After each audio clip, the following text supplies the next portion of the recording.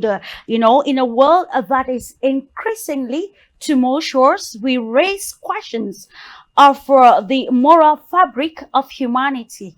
The peace and solidarity are seemingly probably overshadowed by changing geopolitical dynamics, fostering, according to report, fragmentation instead of cohesion. The 21st century has seen numerous instances where the values of peace, trust and unity have been largely compromised by political rivalry, economic dispute, armed conflict, among others, with the most vulnerable bearing the brunt of these global challenges. We can also make reference to the just ended 2026 Davos World Economic Forum, where leaders advocated for a spirit of dialogue in solving global problems, but then we ask at the probability or the practicality of this dialogue, given the discrepancies existing between policymakers, non-state actors, and even governments in relation to issues of global ramifications. However, these efforts, as we have already highlighted, are clouded by ongoing conflict, information warfare, economic struggles, and militarism, placing peace and solidarity at a crossroads. Such discrepancies, ladies and gentlemen, erode the human values vital for people-to-people diplomacy and the very core of human existence, fostering inclusive multilateralism in a new world order has, however, stood the test of time from traditional leaders' thoughts, plunging the society in a state of quagmire, undermining genuine solidarity, peace, trust, and globalization. So, today's discussion of global insight, therefore, offers an opportunity or announced perspective on how outdated international structures can hinder cooperation in a new world setting. It will also highlight the importance of new diplomatic approaches or even strategic approaches of people's diplomacy that can solve the interconnected problems of the world, bringing peace and solidarity to a standpoint. And of course, we are going to discuss this with an esteemed panel of experts, which I will introduce to you right after the jingle.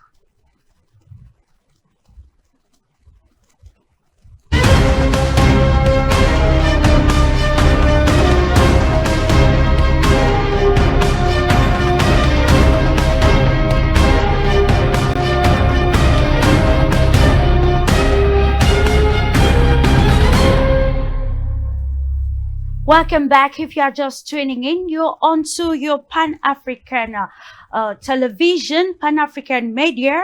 And of course, without much ado, let's get to uncover the panel with much delight. Let's welcome, of course, Yulia Burke, a political scientist who doubles as founder, Global's International Expert Club. She's joining us from Russia. Good afternoon. Happy to join today's program, and I'm looking forward to having a very interesting and insightful discussion. And thank you so much, dear Yulia, for finding time to be with us today to discuss, of course, what matters, especially to humanity. And to the United States of America, we say welcome to Ashil Eke, corporate finance expert who doubles as CEO of Washington Valuation Group. It's always a pleasure, sir, to have you on this platform of Global Insight. Thank you. Thank you so much, Clarice, for this invitation. I'm very thrilled to be part of this conversation today. I think this topic warrants all of us to be, all focused and, allow, the world today to talk about what is happening in the world today based on the facts that we have today that are really concerning for the whole humanity. So the topic is timely, and I believe that we're going to be able to talk about it today in the extent that is necessary for our followers, our listeners, to understand the topic. Thank you for the invitation. Absolutely, it is timely because it is very valuable for mankind. Peace and solidarity. We cannot function well if we do not bring to the fore or actually give importance to the very core values that bring about the essence of human existence. Embedded in these principles of peace and solidarity and how it is important in international cooperation. Let's dive now to India to say welcome to Professor Jagdish Khatri, global analyst and of course author who doubles as well as a speaker. It's a pleasure to have you again this day, Professor. Thank you, madam. Thanks for the invitation.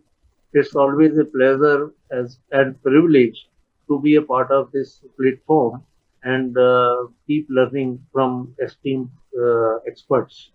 I think this is the first program we are having in the new year, so wish you all a very happy new year.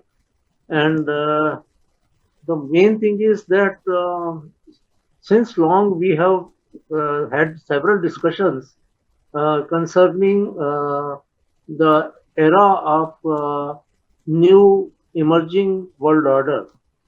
And now it is perhaps for the first time we are seeing that we are going to discuss the emerging world disorder. So it's going to be really very great to learn on this and share our views. Thank you for this invitation. Absolutely. How can we ensure that we still have peace, unity, solidarity, and build trust as we navigate the new world dynamics in this aspect of multilateralism and multipolarity principles or philosophies that have in recent times actually stood the test of time, of course, given the resistance that is coming from the traditional status quo that those at the helm think of that the world is actually evolving at probably a very rapid stage, actually bringing about new actors on the table. Before we enter into the discussions, I will invite us all to listen to Canadian Prime Minister Mark Carney, of course, an excerpt of his discourse during the Davos Summit, which actually touched to an extent the realities of the global world. And this it comes, of course, to give more impetus to what other world leaders have been saying as far as the international relations, globalization is concerned. Let's listen to him, and then I'll join you right after that. Merci, Larry. Thank you, Larry. It is both a pleasure and a duty to be with you tonight in this pivotal moment that Canada and the world are going through. Today I will talk about a rupture in the world order, the end of a pleasant fiction and the beginning of a harsh reality where geopolitics, where the large main power geopolitics is submitted to no limits, no constraints. On the other hand, I would like to tell you that the other countries, especially intermediate powers like Canada, are not powerless. They have the capacity to build a new order that encompasses our values, such as respect for human rights, sustainable development, solidarity, sovereignty, and territorial integrity of the various states. The power of the less power starts with honesty. It seems that every day we're reminded that we live in an era of great power rivalry, that the rules-based order is fading, that the strong can do what they can and the weak must suffer what they must. And this aphorism of Thucydides is presented as inevitable, as the natural logic of international relations reasserting itself. And faced with this logic, there is a strong tendency for countries to go along to get along, to accommodate, to avoid trouble, to hope that compliance will buy safety. Well, it won't. So what are our options? In 1978, the Czech dissident Václav Havel, later president, wrote an essay called The Power of the Powerless. And in it, he asked a simple question: how did the communist system sustain itself? And his answer began with the greengrocer. Every morning, this shopkeeper places a sign in his window: "Workers of the world unite." He doesn't believe it. No one does. But he places the sign anyway to avoid trouble, to signal compliance, to get along. And because every shopkeeper on every street does the same, the system persists. Not through violence alone, but through the participation of ordinary people in rituals they privately know to be false. Havel called this living within a lie. The system's power comes not from its truth, but from everyone's willingness to perform as if it were true. And its fragility comes from the same source. When even one person stops performing, when the greengrocer removes his sign, the illusion begins to crack. Friends, it is time for companies and countries to take their signs down. For decades,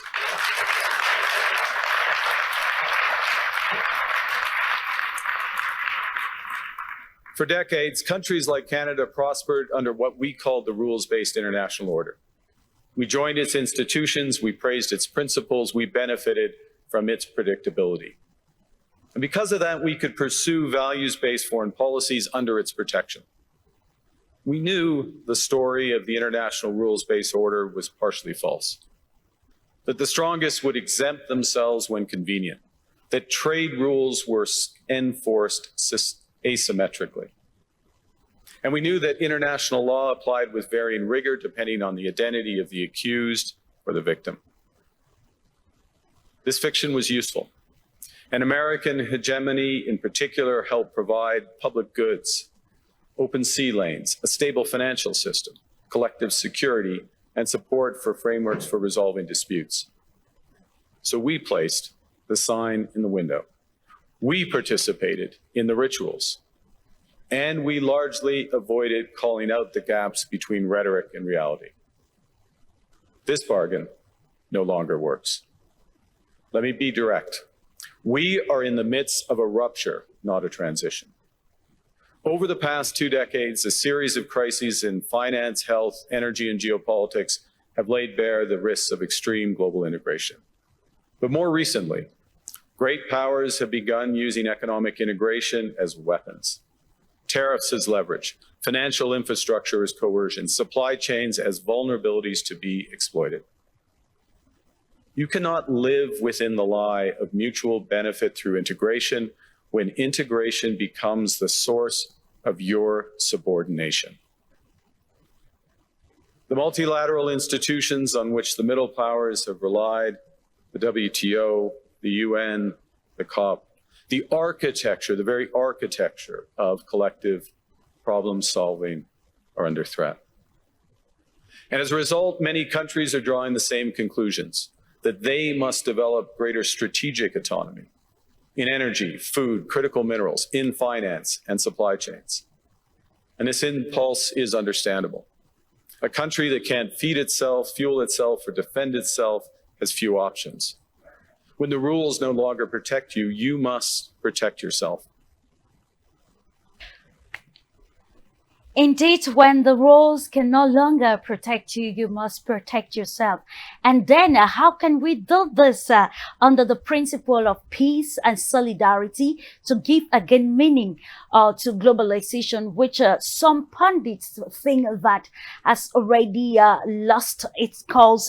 We're going to dive straight away to the understanding, the context of our topic this day with you, dear Yulia, defining the core term of peace and solidarity and how it is probably entrapped in this present day geopolitical or maybe global fragmentation, and where it is imperative to bring, to come to a compromise, understanding the core essence of human existence in whatever thing we do?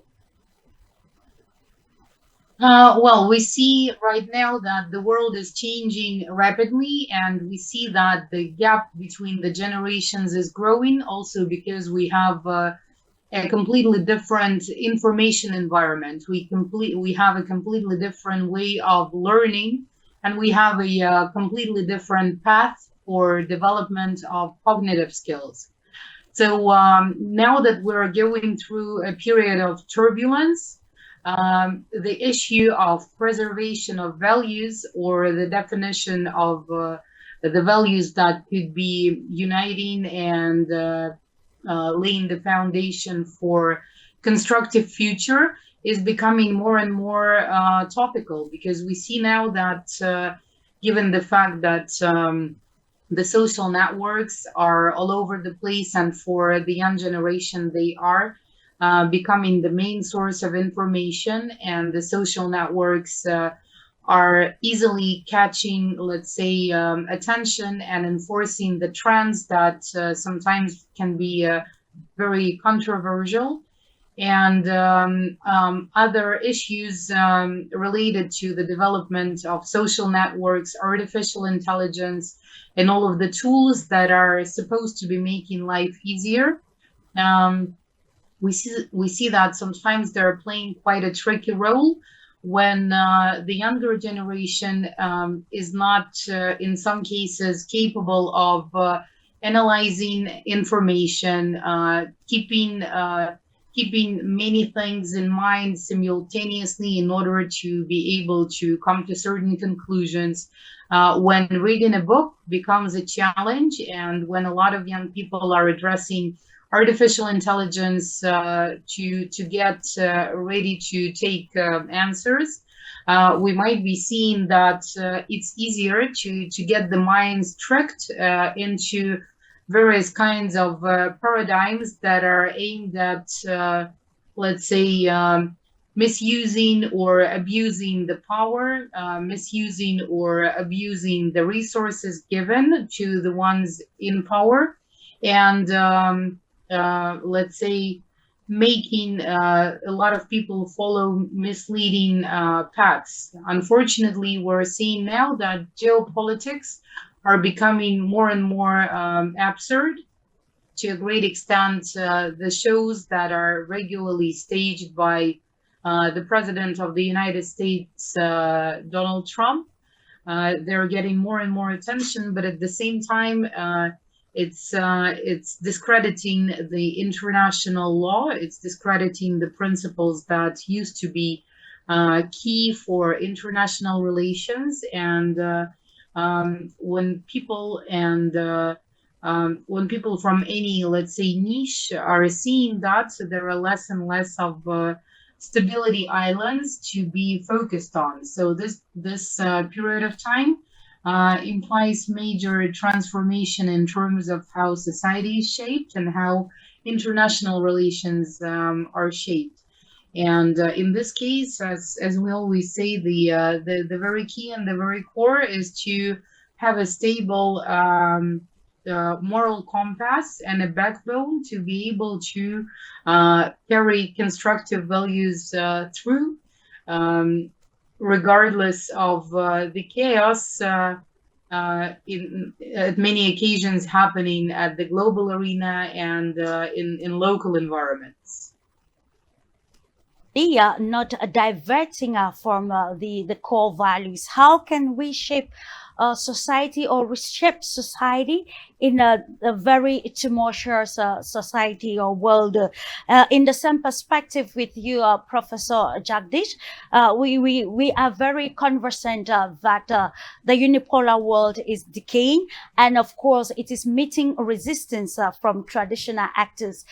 And we can probably note this from the speech that was presented in Davos, Switzerland, by the U.S. President Donald Trump while addressing the forum. And of course, his very complex Board of Peace initiative. And of course, that is actually what we want to understand further, how probably is real the peace board in ensuring that the very people that matter to society benefits from these numerous talks or discourses that we have along lines of politics, religion, economy, social aspects, and others as we continue to contextualize, to define peace and solidarity in a fragmented society.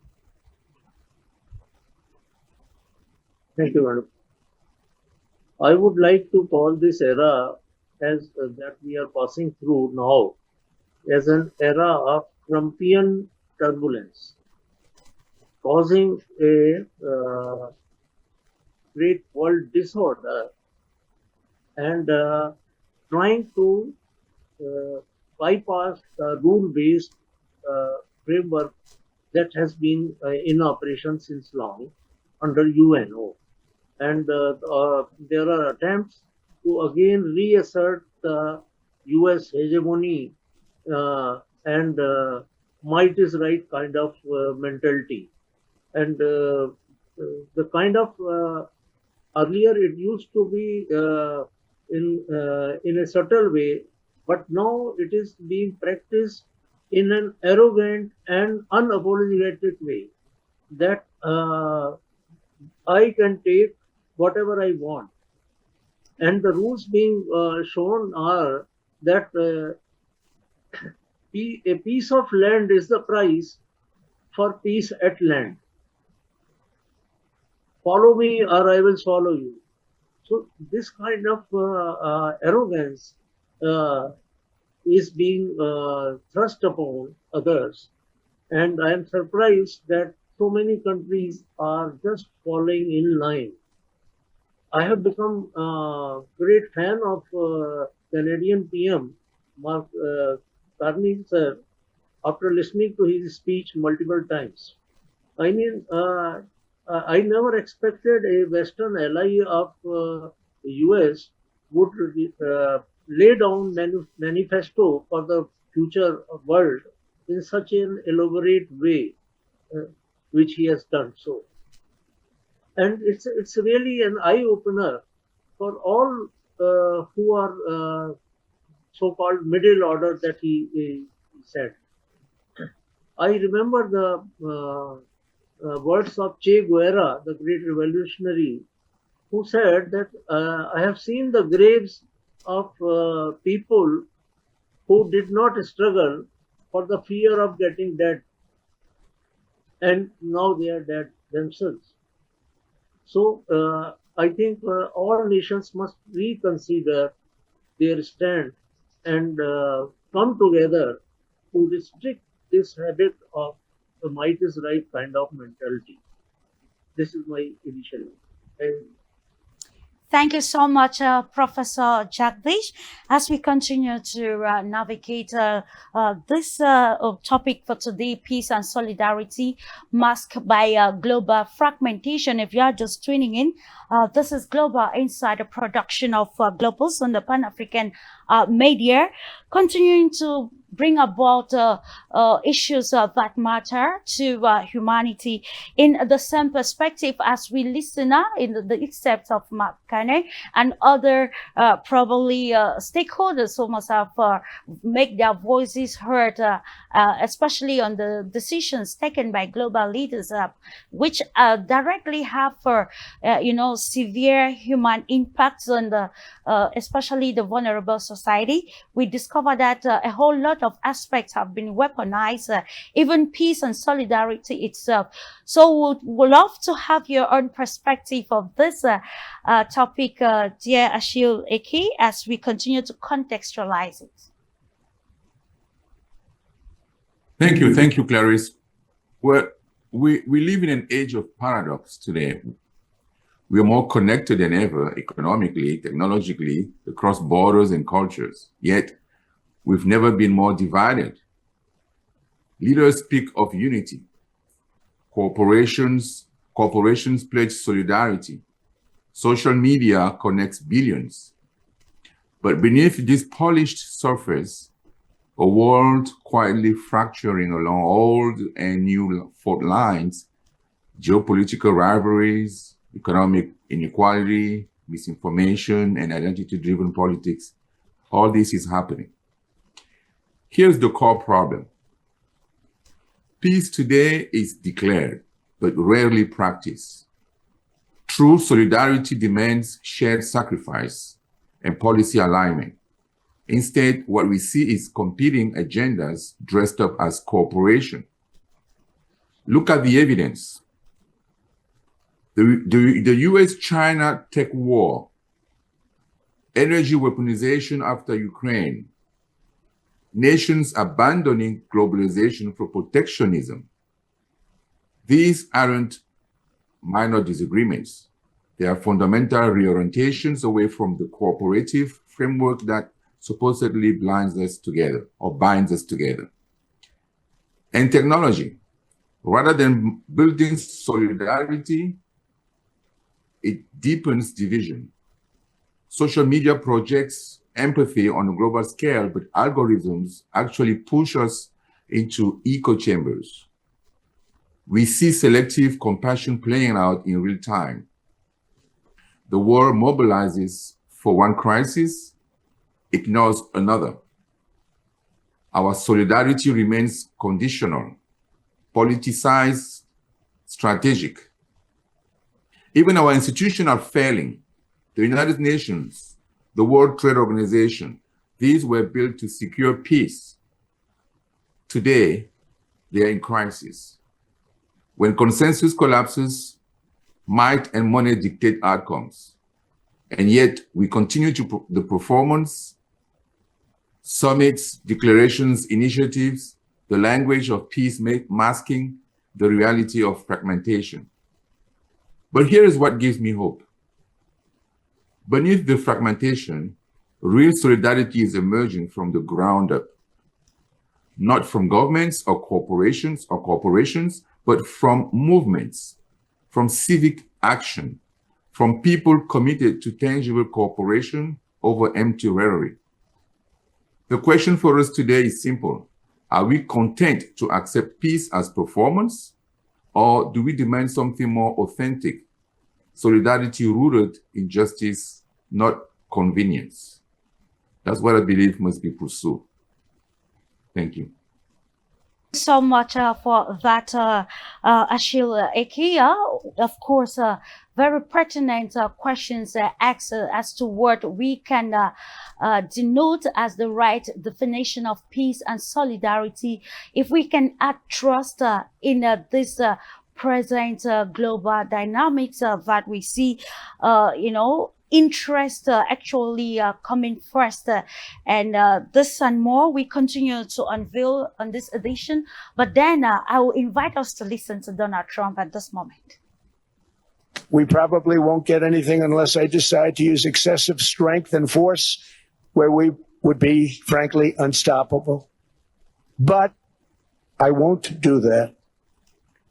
Okay? Now everyone's saying, oh, good. All the United States is asking for is a place called Greenland, where we already had it. We could have kept that piece of land, and we didn't. So they have a choice. You can say yes, and we will be very appreciative, or you can say no, and we will remember. And the fact is, no nation or group of nations is in any position to be able to secure Greenland other than the United States. Greenland is a vast, almost entirely uninhabited and undeveloped territory, sitting undefended in a key strategic location between the United States, Russia, and China. That's exactly where it is, right smack in the middle. Wasn't important nearly when we gave it back. When we gave it back, wasn't the same as it is now. It's not important for any other reason, everyone talks about the minerals. There's so many places. There's no rare earth. No such thing as rare earth. There's rare processing, but there's so much rare earth. And to get to this rare earth, you got to go through hundreds of feet of ice. That's not the reason we need it. We need it for strategic national security and international security. This enormous unsecured island is actually part of North America, on the northern frontier of the Western Hemisphere. That's our territory. It's the United States alone that can protect this giant mass of land, this giant piece of ice, develop it and improve it and make it so that it's good for Europe and safe for Europe and good for us. And that's the reason I'm seeking immediate negotiations to once again discuss the acquisition of Greenland by the United States, just as we have acquired many other territories throughout our history, as many of the European nations have. They've acquired. There's nothing wrong with it. But this would not be a threat to NATO. This would greatly enhance the security of the entire alliance, the NATO alliance. The United States is treated very unfairly by NATO. I want to tell you that. And when you think about it, nobody can dispute it. We give so much and we get so little in return. And I've been a critic of NATO for many years. And yet I've done more to help NATO than any other president by far, than any other person. You wouldn't have NATO if I didn't get involved in my first term. The United States was paying for virtually 100% of NATO. And I got that stopped. I said, that's not fair. But then more importantly, I got NATO to pay 5%, and now they were paying, and now they are paying. So something nobody said was possible. They said, we will never go up higher than 2%. But they went to 5%, and now they're paying the 5%. They didn't pay the 2%, and now they're paying the 5%. And they're stronger for it, and they have an excellent, by the way, Secretary General, who's possibly in the room. Mark, are you here? Yes, he's here. Hello, Mark.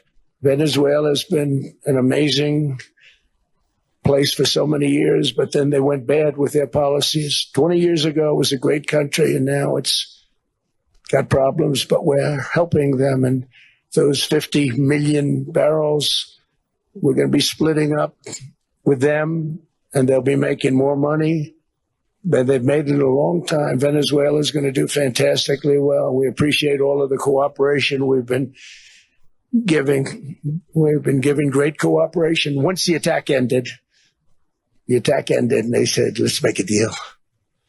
More people should do that. But Venezuela is going to make more money in the next 6 months than they've made in the last 20 years. Every major oil company is coming in with us. It's amazing. It's a beautiful thing to see. The leadership of the country has been very good. They've been very, very smart. Because of my landslide election victory, the United States avoided the catastrophic energy collapse which befell every European nation that pursued the Green New Scam, perhaps the greatest hoax in history. The Green New Scam, windmills all over the place, destroy your land, destroy your land. Every time that goes around, you lose $1,000. You're supposed to make money with energy, not lose money. There are windmills all over Europe. There are windmills all over the place, and they are losers. One thing I've noticed is that the more windmills a country has, the more money that country loses and the worse that country is doing. The United Kingdom produces just 1/3 of the total energy from all sources that it did in 1999. Think of that, 1/3. And they're sitting on top of the North Sea, one of the greatest reserves anywhere in the world, but they don't use it. And that's one reason why their energy has reached catastrophically low levels with equally high prices. High prices, very low levels. Think of that, 1/3. And you're sitting on top of the North Sea. And they like to say, well, that's depleted. It's not depleted. It's got 500 years. They haven't even found the oil. The North Sea is incredible. They don't let anybody drill. Environmentally, they don't let them drill. China makes almost all of the windmills. And yet I haven't been able to find any wind farms in China. Did you ever think of that? It's a good way of looking at it. They're smart. China is very smart. They make them, they sell them for a fortune. They sell them to the stupid people that buy them, but they don't use them themselves. They put up a couple of big wind farms, but they don't use them. They just put them up to show people what they could look like. They don't spin. They don't do anything. They use a thing called coal mostly. But China goes with the coal. They go with oil and gas. They're starting to look at nuclear a little bit. And they're doing just fine. The United States cares greatly about the people of Europe. We really do. I mean, look, I am derived from Europe, Scotland and Germany. 100% Scotland, my mother, 100% German, my father. And we believe deeply in the bonds we share with Europe as a civilization. I want to see it do great. That's why issues like energy, trade, immigration, and economic growth must be central concerns to anyone who wants to see a strong and united West.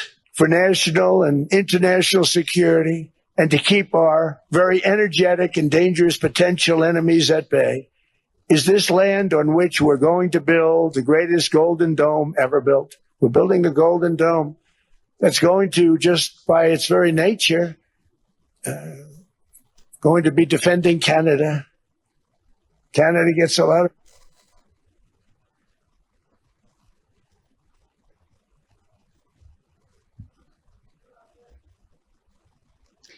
And that was the president of the United States of America, Donald Trump. And it brings us again to asking the question, the spirit of dialogue, what does it entail and how is it useful to humanity? Coming back to you, dear Yulia, with all these that have been highlighted and of course that which we have been witnessing so far, particularly in the 21st century, how does this Davos 2026 forum and its theme, spirit of dialogue, exemplify the decaying international order, and where probably elite peace rhetorics marks deepening fragmentation across the globe? How can we, of course, use this speech by Trump to analyze all of the rhetorics behind peace or dialogue? Well, Davos Forum has been generating the key topics, let's say, and guidelines for the ones that have been running the international economic agenda, the international geopolitical agenda. Yet at the same time, we see that aside for quite a lot of interesting conversations taking place there in terms of the perspectives of technological development and some of the new approaches and methodologies in economy. The Davos Forum has been quite radical in some of its forecasts and some of its methodologies being offered to the international public, because it's the entity, let's say, generating quite radical approaches to population. It's quite technocratic in terms of the key policies it advises to use, meaning that the approach itself to humanity, to human beings as the ones populating the planet, is very much it's very functional, very technocratic, and very let's say profit-based, let's put it that way, which is like the essence of a capitalistic system that implies getting extended profits at any costs, even when those costs are people's lives and the lives of women and children and whoever else. So we have seen quite a lot of striking examples of this kind of rhetorics when thousands of people dying are just called collateral damage, when some people are considered of a lower class and kind and their life is not worth the time. And this time in Davos, we see examples of the very same very pragmatic, very practical policies, also voiced by President Trump, that is following the interests of his country, the Golden Dome, access to resources, access to additional security, cutting the budgets and the cost for defense and for the defense that is supposed to be provided within the NATO alliance. And it's very practical, very pragmatic, very much based on America's interests, just as he was actually announcing before he was, or during his electoral campaign, before he was elected this one time. So we should not expect much of, let's say, human touch coming from that side. We should not be expecting too much of wisdom of generations. What we see in Davos is the essence of a technocratic, profit-oriented, liberal economic group that is trying to push its interests across at any cost. But we see that history teaches us a very simple lesson, that any empire has its life cycles. And once a human starts believing that he is wiser and smarter than Mother Nature itself, we see what happens next. And we see that on this long chronology line of humanity, this kind of approaches have never led to a stable and sustainable system. So we see now that Europe, for instance, that had its capital generated based on the illegal and immoral profits that they were getting for centuries from their colonies all over the world, mostly in Africa, in Asia, in South America. We see that they managed to build a society that was doing well economically, but then at some point it stopped doing well, let's say, in terms of the values and core focus of attention. And now we see that the economy itself is also at risk, just simply because the strategies that are not sustainable and that imply putting additional pressure on neighbors or on the ones far, sooner or later would just simply strike back. So what I could say could be concluded from this another round of Davos discussion is that the technocratic and very pragmatic approach is taken to another level when it doesn't only touch upon soft policies or let's say mildly soft policies in economy and international relations, but it's about fixing and cementing the so-called right of the strong, which implies that the ones who has the power and the force is automatically right in any dispute that could possibly arise. Of course, taking us still to the standpoint of understanding how these, glaring changes can respect human lives, and of course, ensure that the middle powers and also powers which are considered by international relations standard as the lowest can have a voice in decisions that have to do with mankind. And on this, in the same note, we come back to you, Professor Jagdish Khatri. We want to look at how probably we can fix maybe the narratives. It is obvious already that the old order is decaying, and it also brings us to the obsolete nature of the United Nations that we see today. Trauma actually bringing forth a peace board. what do you think are those maybe parameters that major stakeholders, the global stakeholders, policy makers at every level can actually implement to ensure that the human fabric of trust, peace, and solidarity continue to, occupy the core value of decision making at, diplomatic level? Thank you. Mahatma Gandhi had once said, the world has enough resources to meet everyone's needs, but not enough to satisfy even a single person's greed. And that is what we are seeing now. Greed for oil, greed for minerals, greed for more land, greed for taking control. I mean, there has to be a limit. And as Mark Carney mentioned, that the middle powers, they think that compliance will bring safety for them. It won't. This will be just like believing that a lion or a tiger will become vegetarian after its stomach is full. No, it won't. And the world should not allow this to happen. See, the Board of Peace, the so-called great invention by Donald Trump, sir, it is just like an ad hoc peace club.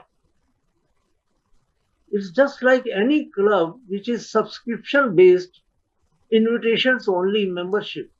And that membership also, whether it will be approved or not by one person who has appointed himself as chairperson for his lifetime.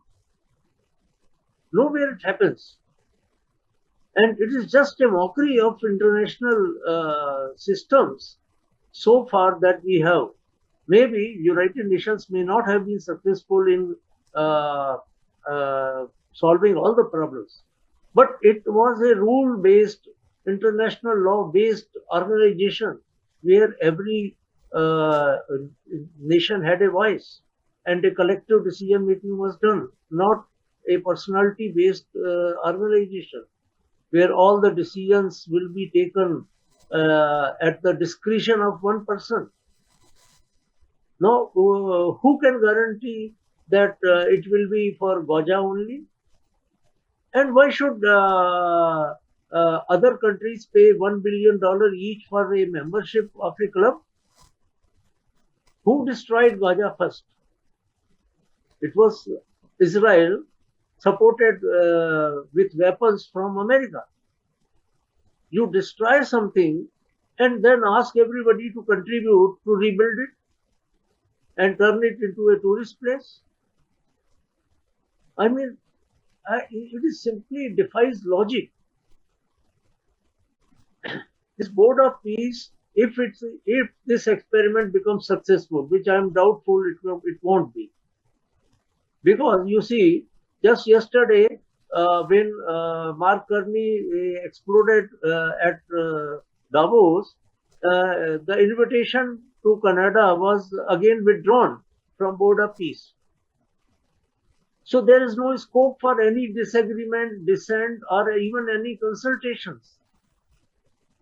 Who will audit how these billions are going to be spent? Who will decide the priorities? So all these questions must be raised and answers must be found before committing to this new club. And it is just an attempt to reassert the US hegemony at international level and nothing else. No peace should not be buyable at a price. First you destroy peace and then you ask others to contribute to bring peace. So this is something illogical, and I don't think at least the middle powers, and I'm happy to see that Europe is not agreeing to it. Germany, Spain, Italy, they have already declined the offer. And even today, I saw an interview from European Commission President Ursula von der Leyen, Madam, that in the context of free trade agreement that is coming between EU and India, and she said that the importance of such free trade agreements between EU and India has become more important in the wake of things happening now, where international law, democratic principles are at stake. So this is being realized by some of the nations, and I hope the world will not turn into a disorder by one person's actions. That's my view. Absolutely, and of course, it is imperative to look for ways to cement the natural and, of course, the human-created discrepancies tearing the world apart, actually giving less meaning to principles of globalization and international cooperation, terms that are recurrent when we talk about global cooperation and interaction between nations of the world. And without actually derailing from it, we still come to understand the contradictions. Leaders talking more about, prioritizing dialogue, and of course, some even taking probably themselves to be. That's the case of the United States President Donald Trump, who today sees himself as the peace advocate. But then you see the rhetorics embedded in it all. You talk about dialogue and peace, yet there are sanctions everywhere. This to you, Mr. Ashil Eke. How can we advocate for peace, yet we weaponize trade to ensure that, by building trade wars, we are indirectly inflicting suffering, especially on the vulnerable society? How can we actually clarify these contradictions and, of course, to bring meaning again to the different discourses that we get from world leaders and even policymakers surrounding peace, solidarity, and the place of mankind? Well, that's exactly the paradox I was talking about in my first,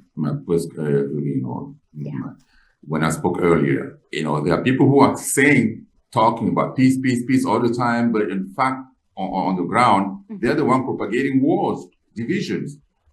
Trump, we listened to two speeches, earlier. The speech from Mr. Mark Carney, the Prime Minister of Canada. Yeah. Who is a former central banker. He was the former governor of the Central Bank of Canada. By the way, and so he's somebody that's very respected in the world today. And his speech at the Davos summit this week had a lot of people, happy and then supporting that idea, especially the fact that he's talking about middle powers that should get together, should find a different path, based on their value system, to cooperate together, to have a better, cooperation, trading, and so on and so forth, compared to the dictate that Trump is trying to, push on everybody, including China and the whole world, by the way. This guy gets in the morning and then gets his troops and goes and grabs a sitting president, and puts him in jail. And things that he so he owns the world. Now he wants to he's threatening the world, that if we don't give him his little baby place called Greenland, then things are going to happen. He's not sure he's going to use military powers yet, but he doesn't want to use it. I don't want to use it. I can use it. I don't want to use it. But if you try me, you see, you regret it. That's also who is talking about threatening the whole world all the time? That is because he has a different mindset. But I think the Trump's mindset, even though he started, during his first leadership of the U.S. in 2016, his first presidency. But this time, I think the core issue that the U.S. and Trump particularly has against the whole world today is this issue of de-dollarization. I believe de-dollarization is the underlying issue that is driving Trump and all his folks crazy. Absolutely. Because the whole world has united through BRICS. BRICS is just 5 countries, right? But behind BRICS now, we have the whole total global world that is, aligned with BRICS against the U.S. And he doesn't like that. When you see the summit, the 80th anniversary of this 80th anniversary celebration of China for the war, the Second War, I think it was the Second World War in China, celebrating the celebration with all these Asian leaders there. Putin was there. The Prime Minister of India was there. And they were all, standing together talking. Trump did not like that image. He said they're conspiring against the U.S. He said they're conspiring against the U.S. So he didn't like that. So he feels out. He feels left out, even though he came to power with the MAGA mantra that he was going to be focusing on the U.S. issues only. Staying outside of issues around the world, just focus on U.S. The U.S. has a lot of issues in the U.S. It's within the country. There's a lot of infrastructure building that needs to happen. There's a lot of issues that we need to fix. The country is in disarray, but he is betraying his supporters and going here left and right. So people are leaving him. People in the MAGA movement are leaving him. And he feels like he's lost. And the whole world doesn't know who Trump is today. Nobody understands what he's trying to do. He gets up in the morning. He decides I'm going to do this, and then he he inflicts tariffs on different countries. 10% today. He's distributing tariff like cookies to people. Hey, China, oh, you're the bigger guy. I give you 40%. India, hey, I'm going to give you 10% today and then 25% tomorrow. Okay, it goes to the EU. Okay, let's sign a partnership agreement. They sign a partnership agreement, and then he goes to Greenland and say, okay, if you don't allow me to get Greenland, I will give you 10% tariff today and 25% later. So the whole thing is just a disaster. We're watching somebody, leading the whole world, leading the most powerful country in the world, taking decisions like he's in his family. It's just disgusting. And so when Prime Minister Carney, spoke at that conference in Davos, man, there was a lot of people that were very interested in his speech, and that really hurt Trump because Absolutely. he was going against what Trump's vision was. He was trying to Trump was trying to let people know that Canada is Canada because of the clemency or the willingness of the U.S. Was trying to belittle Canada. He's always talked about Canada as the 51st state. And this guy talks like that, and then he starts implementing it. The same thing that he did with Greenland. He was just talking, and then one day he just decided, okay, I'm gonna go for it for real. So what we see is somebody who's testing the ground. He has ideas, he tests the ground and see how people react. Now that the whole world pushed back against his intentions in Greenland, now he's pretending that there is a framework agreement that was created, that was put together with NATO, and therefore it's sufficient for him for now. And so he doesn't, contemplate military action. But guess what? When he goes to go back to his office one day and then read the newspaper, he's going to change his mind again and come back again. So that's what he does. And so he's very unpredictable, and no one really can count on the U.S. today, because the U.S. is becoming an agent of destruction in the world, Absolutely. of wars, and he even rebaptized the Defense Department, the War Department. So it's so many crazy things that are happening. So I would say definitely that the peace that we're talking about, and the Nobel Peace Prize that Trump is yearning, the point that he had to borrow from the lady, from the last the last lady who won it from Venezuela. Yeah. It's just unacceptable, at that level of decision making. So yes, thank you so much, and I think we can continue on this. But definitely, Trump is not an agent of peace; he's an agent for disaster. And it brings us again to want to confirm if actually the world is no longer going through a transition, but rather a rupture, as underlined by McKerney. With you, dear Yulia, we want to stay still with this on the economic aspects, because when you look at it critically from another lens, you might be tempted to say that Trump is trying to just maintain probably U.S. Hegemony, and that explains why he has weaponized economics, especially in line with the BRICS, move of de-dollarization and through tariffs and other, punitive actions, which are actually affecting global trade dynamics in the world. And if this actually is the case, what do you think is the right way to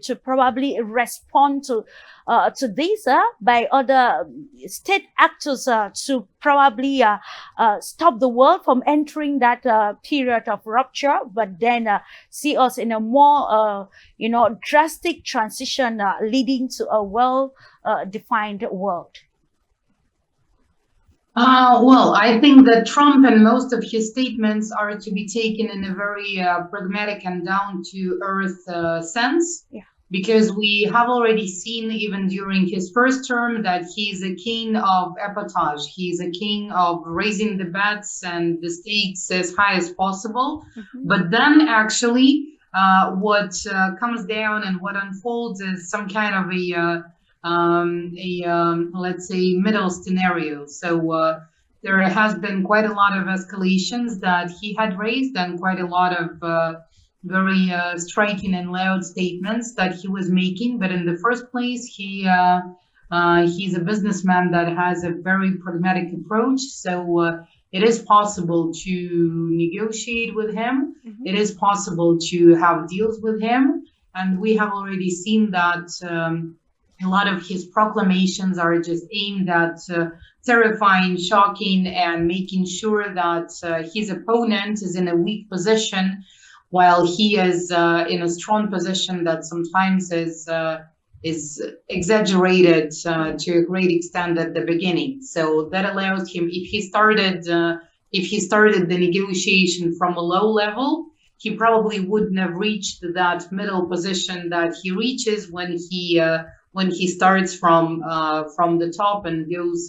top to bottom. So that's kind of like a shock therapy that he uses. We're seeing it now with Greenland, when at the very beginning it was like, I'm just taking it. I don't care. I can buy it. I can send the troops. I'm just taking it. So we could see the faces of the Danish prime minister, and if I'm not, or was it the minister of International Affairs of Denmark, and the Prime Minister of Greenland, after they had that first negotiation at the White House. Mm-hmm. And the pale faces they had when they walked out, smoking those cigarettes aside and being completely lost in what was happening. So probably it was the very same shock therapy that they were put through. And now we see that the conversation and the rhetorics are changing quite a lot. So I think there have been multiple examples of Trump providing that kind of emotional roller coasters to the general public. And most of the people are used to it. But what is important, you never know what he would eventually carry out in reality, right? So Venezuela, for instance, and the capture of Maduro, its elected president, mm-hmm. was quite shocking, I think, to many, and it was not really predicted by any of the experts, or at least it was not really heard in public that there was a possibility of the kind. Yet it still did happen. So you never know on the one hand, but still like 90% or 95% of the statements are just the shock therapy emotional roller coaster method that is being used to weaken the opponent even before the negotiation starts. So that is how it is to be perceived, I believe. And even though it brings a lot of absurd theater to the international arena, we see that Trump definitely isn't crazy at all. And I mean, he's very pragmatic, very business oriented, very oriented to achieving the goals that he sets or that are set to him by some of his economic partners or other entities and actors that could be involved in decision making process. So that's what it is, and we could also see the examples of, or we are still observing the example of his attempts to settle the Russian-Ukrainian conflict.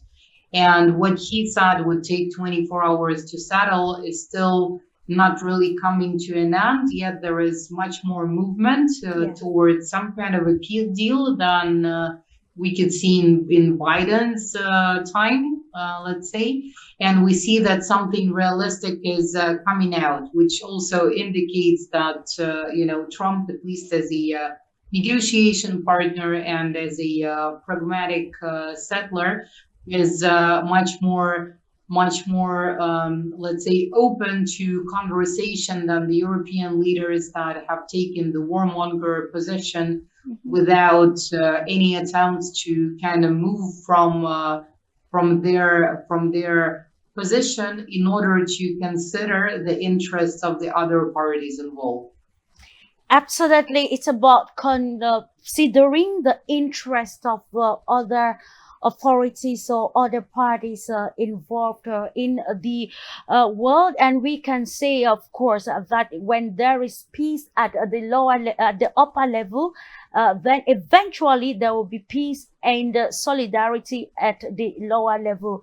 And it brings us again to understanding the strategy that needs to be taken at this juncture with you, Professor Jagdish. Can we say for sure that peace will now denote, stability through strength, collaboration, rather than maybe a peace that is embedded in what pundits will call Western moralization or Western moralizing concepts tied, of course, to the Western principles. And of course, how will this solidarity serve small nations in actually attaining the core values of the world? We may call it, it may seem to be a kind of madness being practiced, but I see there is a method in madness, a calculated one. President Trump has been expert in creating conflicts where none existed, and then bringing all people to come to negotiating table as per his terms. As Julia Madam very rightly said, he is expert in shock therapy and weakening the opponent before he comes on the negotiating table. So that there is a method in madness. But now, what can middle powers do? I see after World War II, when the world was divided into two poles, an attempt was made by Jawaharlal Nehru ji of India, along with Marshal Tito of Yugoslavia, Gamal Abdul Nasser of Egypt, and Sukarno of Indonesia, forming non-aligned movement. That was the first such action taken to reassert that we smaller countries also have a voice and to provide them space in decision making at the world. So we need such kind of unity among especially the global south, so that they regain the space that they are losing constantly. And there is another thing happening is that Europe is now rethinking and divided over its dependence upon USA for all its security and decision making. And that is, I think, a good sign. And they are now also thinking of aligning with Russia and China. And the principle being followed is that alignment not under pressure, but cooperation by choice. And that should be the principle of the new world order that should be fair enough to every country. That's my view. Thank you. Just to remind you, ladies and gentlemen, if you are just tuning in, this is Global Insight on your Pan-African Media TV, a production of Globus. And today we are looking at the core fabric of humanity, peace and solidarity. These aspects seem to be masked by global fragmentation. But then there is still a way forward. How can we actually identify what is core, what is valuable from the noise that has engulfed every aspect of the world, be it at a diplomatic level, economic level, social level, cultural level, and what have you?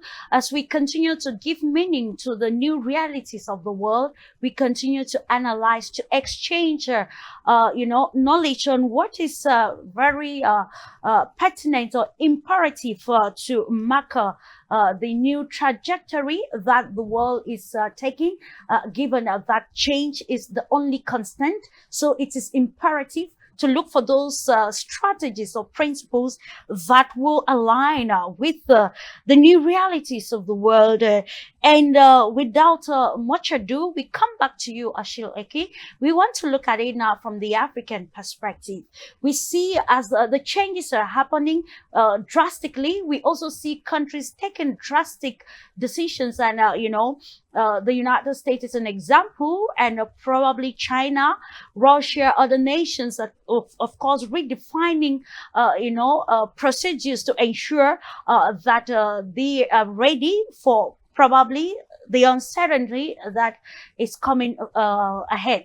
Now let's bring us to the sphere of the African continent. When we talk peace and solidarity, we're talking about cohesion, unity that will bring a people together, understanding their core values and what they need to protect as a people to ensure that they are not, entrapped still in this fragmented society, or probably engulfed largely by the noise that we get along lines of geopolitics, diplomacy, and what have you. So in your own perspective as an economic expert, and with the general knowledge on what the continent stands to defend at this juncture, what should be the African strategy in this aspect of peace and solidarity and navigating, the tumultuous, fragmented world? Very good question, Clarice. I think African countries should, treat this moment that we're in today as a chance, as an opportunity, to assert agency, not to choose sides or between those different parties, I believe that Africa should act first together, not alone. People should unite. And we keep talking about uniting, but this is critical because the position that we're in, we are not, each country in Africa can really not do much. We have the only meaningful thing we can do is to unite and work with BRICS partners that we have. We have the opportunity today to have this BRIC partnership that we've built, that exists, that we can build bridges with, that we can connect with, to help us, speak in one voice and be heard, at least our voices are going to be heard, and it's going to have, people are going to be listening to us, if we work together as united and not, divided as we always go to the summit. Each country goes to a summit with the U.S., with Canada, with Russia, with China. This Africa, U.S., all these meetings, summits that we meet, we go to all the time, and we always go there unprepared. Each country comes in with whatever the agenda is, and there's no consultation at the AU level, at the African Union level. So African Union should be really independent, but it's not going to be independent if it keeps being funded by outsiders, and that's the main issue. So one of the first thing we need to do is the funding of the African Union should be by Africans only, and then from there we can then be united on specific topics, and then where we feel that our voices are not being heard, we can partner with BRICS members and align with them, which is China, Russia, and Brazil, and all these other countries that are more powerful than us,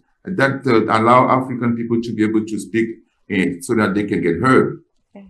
And then we also have to prioritize a common African peace and development agenda over short-term side payments, from external powers, that divide us, and keeps us, as subjugated countries. So we that is one of the things that is critical to Africa today. And then we also, on the practical, on the strategic front, we also have to update our non-alignment, status. You don't have to be neutral necessarily, but we have to be strategically independent. It's in a way, we have to work with different partners like the US, China, the EU, the BRICS, and so on and so forth, so that they can help us achieve our strategic goals, so we don't have to be really on one side only and then, be targeted by the other side like it used to be in the past. We have to work with all of the different parties, but strategically, so that we can benefit from, every partnership that we build. So we have to avoid being drawn into proxy conflicts. For example, the issues with Trump's board of peace, Gaza, the issue with Gaza arrangement that the U.S. and Israel, have been deciding on. We don't have to be anti-China. We don't have to be, against the, different initiatives necessarily that different parties are taking, but we have to find our ways into all of that and try to, assert ourselves and be, whether it's, we have to use political means or diplomacy or all other means that exist. We have to find our way to be able to interject and then to speak in one voice. That will give us more leverage, especially, against great powers. It's important that we speak to them, even though we are not as powerful as they are. But our leverage is, by being united, by having a front, a same voice, having the same voice on specific issues that are, important to the world today. That will give us the leverage, that we need in order to change minds, great powers' minds, to make them reverse course when they are unwise, when they take unwise decisions. And we've seen that in some countries in Africa that, for example, when Trump put some tariff on Mali, excessive, not tariff, visa fees, right? Visa fees were raised to $10,000, and Mali reciprocated the same way. They said, okay, for US to get into Mali, we're going to charge you $10,000 too. And guess what? A few days later, that decision was recanted. So it's the kind of stuff that we need to do. We have to be assertive. At the same time, we have to understand that we have to work strategically with different partners so that we can achieve our goals. Indeed, it's about working strategically and, of course, understanding your agenda as you probably make your space in the international world, especially on issues with global ramifications. We now come to take this, especially the Trump's announcement with you, dear Yulia, that he will actually take hold of Greenland, kept Europe and the European Union as a whole in a state of quagmire. And even during this process, we saw the Russian President Vladimir Putin sending a clarion call, or probably calling on European leaders that it is high time, or it was high time for them to come together, to unite, because they share the same purpose, if I can use other words to explain this, to ensure European security in the long run. And probably collaboration will be very imperative for the whole of Europe, rather than isolationism that we see, between the European Union and Russia, particularly divided over the Ukraine crisis.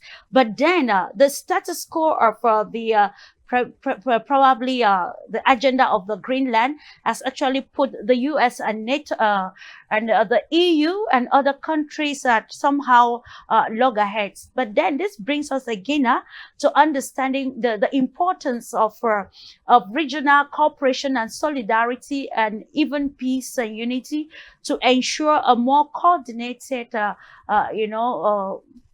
society that serves the interest of the people, rather than proxy tendencies that will only protect the interest of let me say, the United States of America, as we can see with the case of Europe at the moment. You're absolutely right that the new developments in terms of Greenland are putting quite a lot of existing relations at a question mark. The relations within NATO, the relations of the United States and NATO, United States and the European Union, and even within the European Union, because it's a major stress test for that system as well. Because on the one hand, just simply letting whatever happened to Greenland would unmask those double standards even to a greater extent. But generally speaking, it is, I suppose, quite naive to think that at the international arena you could possibly have purely ideologically based alliances. And at the end of the day, each entity, each country is following their own interests. So when, let's say, smaller and weaker ones are interested to be in an alliance for somebody else to take care of their defense, or to get better economic, let's say, preferences or economic conditions, that would create an alliance. But even though and in the European Union, it's quite striking that they have been trying to build some kind of a European identity for decades by now. But still, if and Eurobarometer has a lot of research on this, if you ask, for example, someone from France or Germany, if they identify themselves as Europeans or as French or Germans, they would say French and German. And the ones saying they're Europeans are mostly people from smaller countries like Luxembourg and Monaco and that kind of countries that have less of, let's say, maybe, I don't know, pride in identity, or, backup of the background or something like that. So that is quite typical, and you might see the same tendency within the Baltic states, for example, such as Estonia, Latvia, Lithuania, some other ones. And it only proves that European Union is more of a political economic entity. And of course, for the citizens of the European Union, the fact that they can travel visa-free, they can work in different countries with lots of bureaucracy and document and whatsoever else. Yeah. Of course, that is all very convenient, but it doesn't mean that they would, or let's say that the French would spill their blood for some problems of the Lithuanians, or it doesn't mean that someone would really be willing to go and fight for Greenland. And we can already see it when some of those countries have sent some, I cannot even say troops, but some of the military people there. So we could see, if I'm not mistaken, the UK sending like 1 or 2 people, and the maximum was 13. I think it was Germany. So those people came there. They went there. They came to Greenland. They had a tour on a touristic bus around, and that was the mission. So formally, it did take place, but realistically speaking, no one would really jump into the fight for Greenland, because it's in Denmark's interest. Yeah. So it's quite an illusion to be thinking that it's even possible in any of the other cases, I assume. But yet, yes, it shows that NATO itself is also the very same umbrella of illusions, because it was the United States and the ones they dragged into the thing in order to build their military bases all over the place, and in order to have that cover. Because yes, it is true what Trump was complaining about, that most of the NATO budget and most of the NATO actual, let's say, force is come from the United States, and that was the deal as well, because that was how in Germany, for example, the military-industrial complex was almost destroyed when they delegated the right for their defense to NATO, and the same thing is valid for many other countries that delegated the right for their defense to the big brother of the United States. So now the United States is critically analyzing the situation, and okay, those entities are all relatively weak. If we're talking about the military potential, they're relatively weak. They're easy to control, rule, and manipulate. Even if they try to say something against, there are still methods and mechanisms. So that was the moment when Donald Trump introduced an increase on military expenses coming from their side, and some of the other measures. But it is a major stress test for the EU, let's say, and it is capable of creating a precedent when those loose foundations would be exposed, and then it would become a big question: why is NATO still needed, and what exactly is holding those countries together? So that's for sure, and we're actually observing those very interesting historical times that would probably mean that some of the entities and some of the associations that were being built for decades have now come to a point of, let's call it the beginning of the end. Indeed, the beginning of the end, and it is the end of the rules-based order.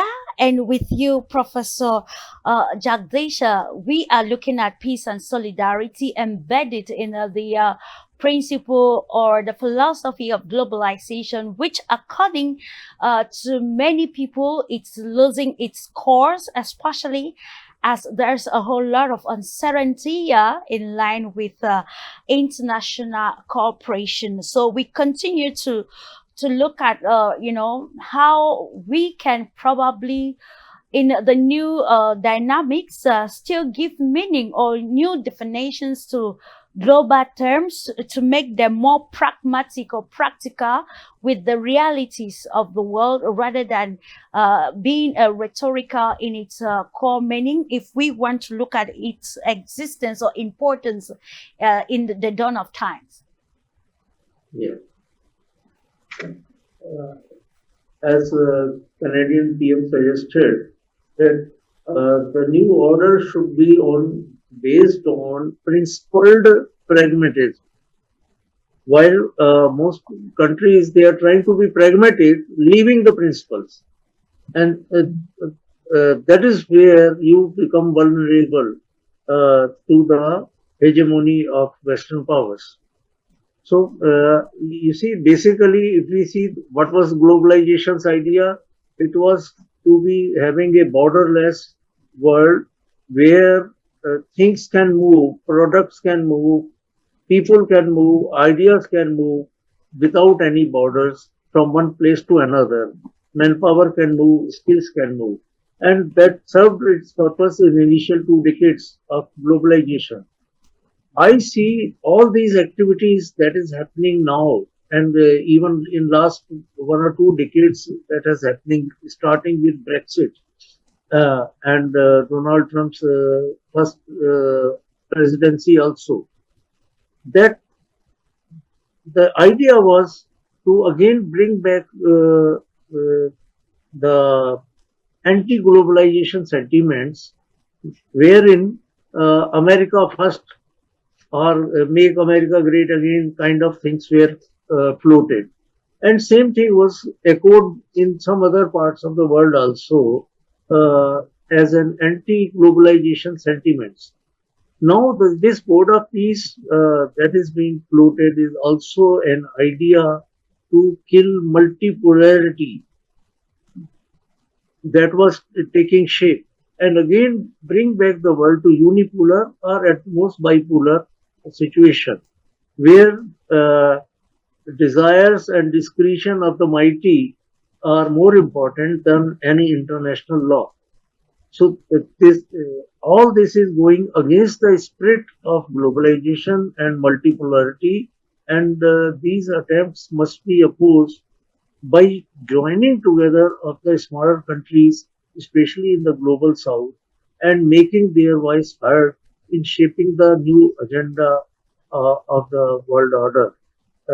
That is must, because otherwise you have become, as Mark Carney said, if we are not on the table, then we are part of the menu. So that should not happen. That should not happen.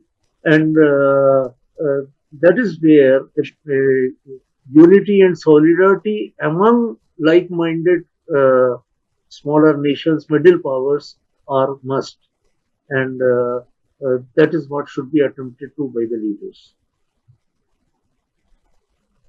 Professor Jagdish, this brings us again to understanding as we continue to propose the way forward in the present world. We continue to identify how nations can define and give importance to their own agenda, and we still look at the African agenda.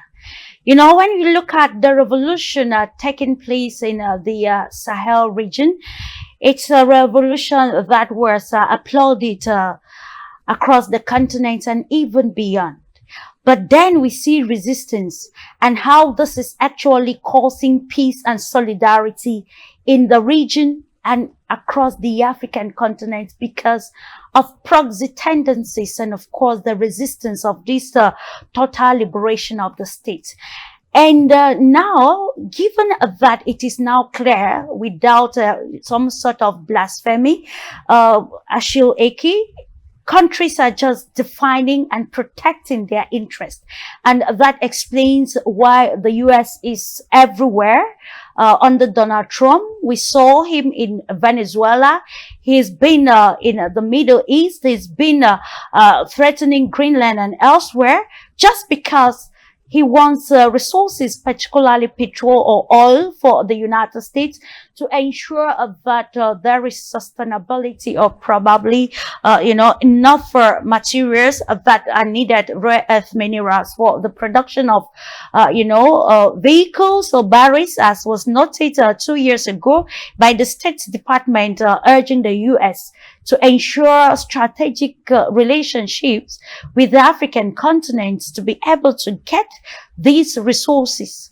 Now, we still see the challenge of this fragmentation across the African continent when we come to the realization that there is not that, compromise or maybe understanding at the mental level as to what is imperative for the African continent and at this particular moment, thanks to probably the security intelligence professionalism of the Sahel region, the countries, especially Burkina Faso, has been able to, avert a series of coups d'etats, and some of the African leaders have been identified as catalysts or perpetrators towards this act that aims to destroy this great strategy or new phase of the continent that is starting from the Sahel region. So from your own perspective, let's still continue to, provide analysis or opinions that will help widen the horizon of decision making bodies across the African continent, be it stakeholders, the government, the private sector, civil society, and even non-state actors in prioritizing and protecting the African agenda that will make peace, solidarity, and unity some sort of a necessity and valuable assets to the gradual emancipation of the continent. Well, that is the Saharan countries are a good example of how Africa should be united, and fighting for their own interests. We've said it many times, thousands of times, and it's always true. When we look at Burkina Faso, the case of Burkina Faso, for example, we see how many coups d'etat has been, tried there since President Traoré took over the country and is changing the direction that the country is going. President Traoré has been doing a phenomenal job. First, when he came into power, Burkina Faso had no weapon, no guns to fight terrorists. They had nothing. It was just the whole country was at the mercy of those people, of those guys. And then slowly he tried to build his army, buy equipment. He wanted to buy from the U.S., from Western countries, but they refused. Stating that those weapons could be used against human rights. And so they did not sell the weapons to those people, to those countries, to fight terrorists. And those terrorists, by the way, have been created by the killing of Saddam of President Gaddafi of Libya. But by killing him, Libya was the most powerful country in that area, in that northern part, that was keeping at bay all these terrorists. And then by killing him and destroying the country, all these terrorists were then able to come, to Africa, to different countries and destroy places and coming from different parts of the world, and so that created a mess in all these countries. And those countries are poor. They don't have a lot of money to feed their people, to invest in building roads and schools and things like that. So all that money has to be, directed into fighting terrorists. And so therefore the population is suffering. So Traoré came into power and changed that the way of doing things. And by aligning with Mali and Niger, they formed a very powerful tri-state country, and this relationship that they build it's for us, from when we look at it from the results standpoint, we see that they have been doing a phenomenal job in keeping at bay all these terrorists, and then they have built their armies to be able to fight any type of situation that will happen in the future. And they are developing the countries now. So because the resources are now being generated, thanks to, the decisions that it took to break away from France. France was a colonial power who was taking their resources practically for free. They've cut relationship with France, and they've decided to manage their resources themselves. with different partners like Russia, China, and other African countries around the world. So they have put together a strategy that is working for them, and we see that the results are fantastic. And if they stay in power for the next 5, 10 to 10 years, those areas, those silent areas are going to be completely different. And so that is the blueprint that Africa should be, focusing on today. And we see all of the presidents in different countries in Africa are really commending them for uniting, for being strong, and for fighting together. And so that's what we need to, that's the blueprint that we need to follow. Because if we don't do that, at the continent level, at the continental level, we are going to be always in a situation where we are begging, we are asking for help and things and that, but instead of uniting our forces, and then showing to the world that we have what we need to protect ourselves, to develop our continent, and then to be a force that we need to, that the world should be counting on in the future. Because we know the youth in the world is in Africa. The resources are in Africa. The minerals are in Africa. Whether it's oil or diamond or whatever materials or rare earth or whatever that the world needs, Africa has it all in plentiful. And so the future is us. So all we need to do is, organize ourselves, unite, and become a super powerful force in the world. And by doing that, then we are going to be more respected. We're not going to be begging for people to respect us. They are going to come kneeling, asking us, begging us to help them. Absolutely. It's about actually looking at what matters at the moment of greater global dynamics, and of course, so that the story will be different, that will reflect the living standards of the population, especially those at the lower level. We continue to look at the way forward. Now, we see for sure that peace and solidarity have been masked to an extent by the fragmentation or the noise that we record across the global world. But then it is still very imperative to pick out what is important and that meets the realities of our times, to ensure that the world actually caters the need of the citizens or the population.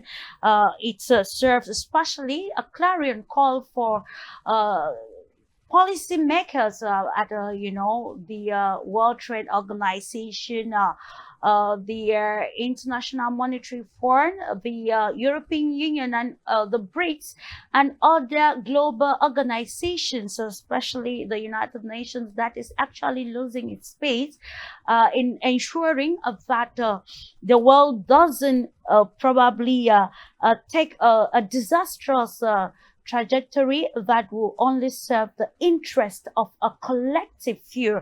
And we come to you, Professor Jagdisha, still on the way forward, and how can probably we, identify what is valuable from the noise that has occupied the global arena in terms of strategies that will, make genuine peace and unity and build trust in international relations with the new dynamics of the world.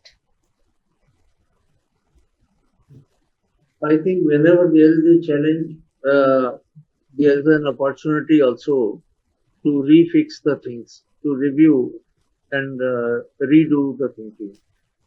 So yes, we are facing a lot of challenges because of this Trumpian turbulence, but it should be taken as an opportunity, especially for I see great scope in future for the BRICS Plus.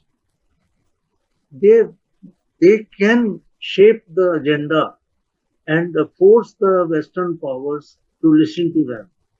And with Russia and China coming closer, even India and China also making a lot of trade negotiations, EU also trying to make free trade agreements with India. I mean, BRICS countries have got not only the capacity, but also it's a moral duty of BRICS plus countries to unite in not only in words but in practice also, and make their presence felt in the Committee of Nations, so that uh, they preserve not only their own identity but identity of all the smaller countries that are being attracted towards Big Plus. And I only see that these attempts of border peace or something like that, they are also an attempts because President Trump has spoken a number of times against BRICS. And these powers, autocratic powers, they are always threatened by the unity of the smaller people. And this is what is happening, that BRICS Plus is taken as a potential threat to the hegemony of Western powers. So I think BRICS Plus has a great role in the offering if it can serve. And India will also be taking it in a right way, as it has been taken with African countries also, and with Africa and Latin America and ASEAN and BRICS Plus. They are the future of the world. Of the world suitable for mankind.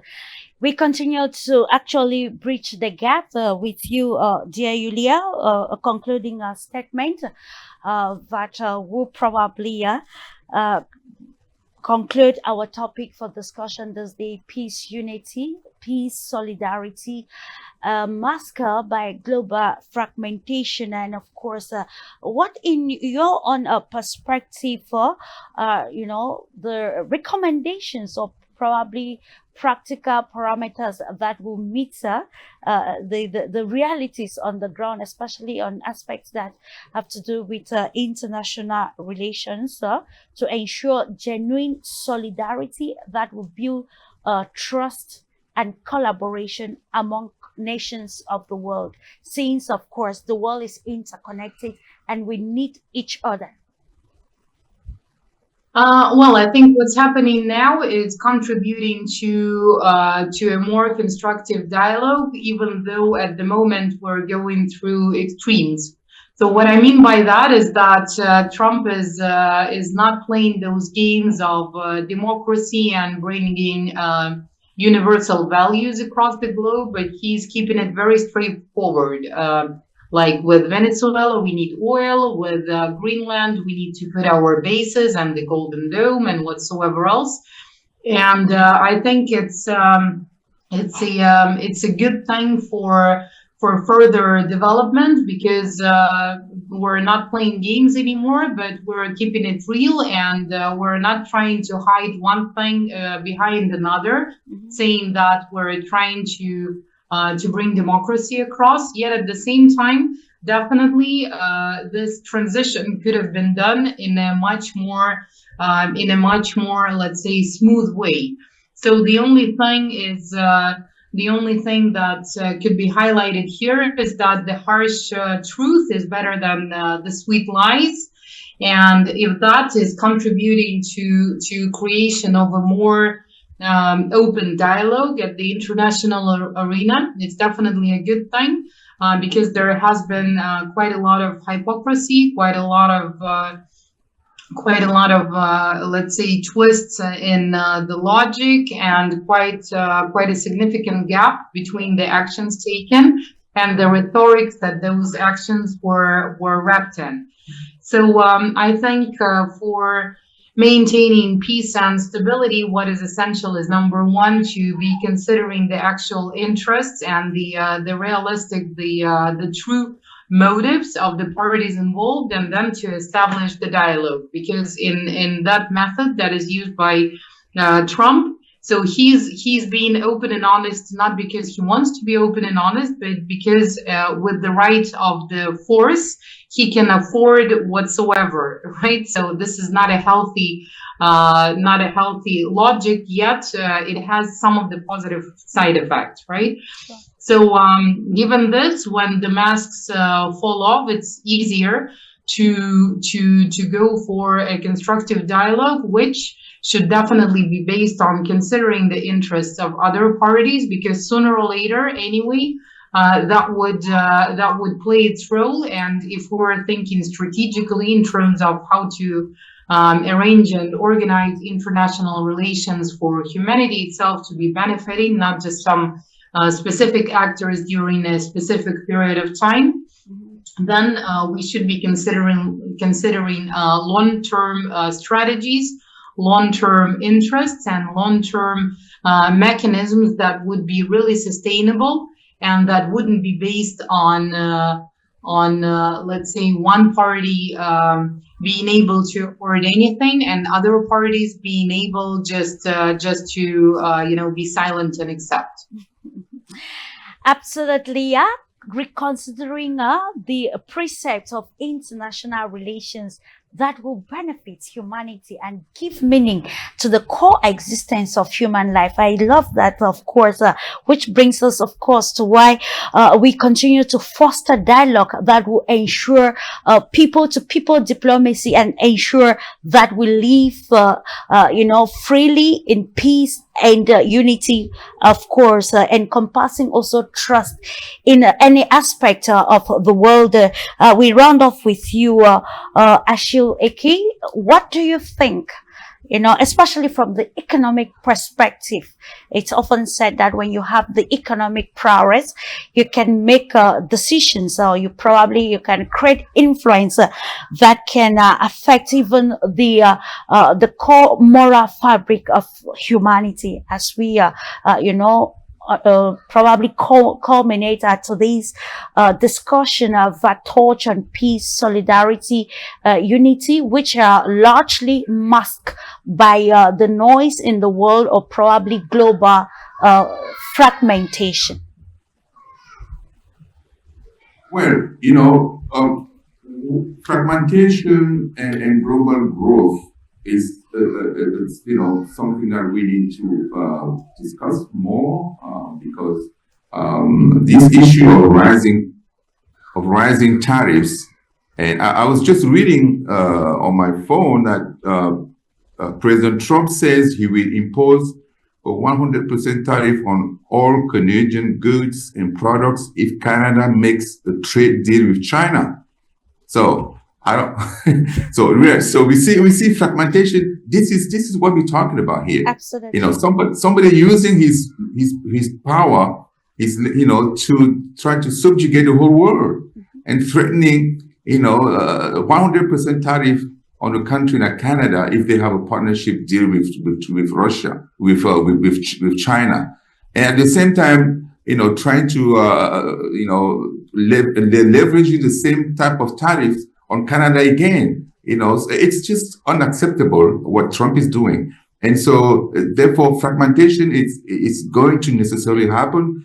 But the only way to fight those kind of behaviors is to get together, to unite, BRICS countries, African countries, smaller countries, or less powerful countries should work together and try to fight back. If we try to stay in our political views and we think we're going to be able to fight the U.S., or fight Trump's, tariffs that he's putting on countries, we're not going to be successful. We need to get together, whether we're from Europe, from Asia, from wherever we are, and so that we can fight him back, and show that whatever tariff he takes on anybody, that's not going to be executed. It's not going to happen. It's not going to work.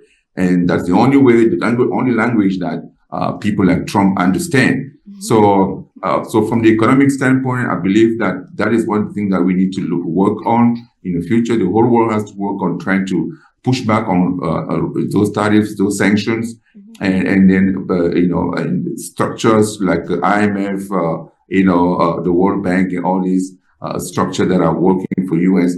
We need to let them know that no, we are not going to accept the dictate of the United States again, to poor countries that are suffering, that are trying to emerge.